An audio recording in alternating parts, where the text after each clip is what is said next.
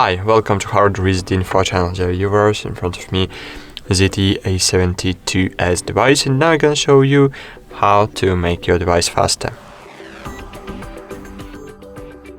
Firstly, you need to open the settings application and check the storage. So remember the one rule: never fill up your internal storage over the 70%, because after this point your device will start into slowing down because you have no enough free space on your device, and it's very important to your smartphone work properly.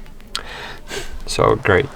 Now go back, scroll down and find here about phone. So the second aspect is the lack of RAM. So if you, for example, I have only 3 GB of RAM on my device, but we can extend it, and I suggest you do it.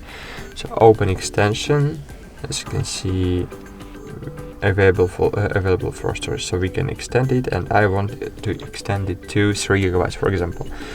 I'll click restart now, and you will have 6 GB of RAM.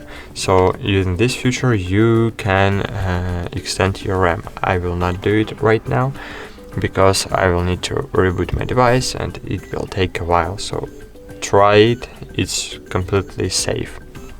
Great. And the last aspect is the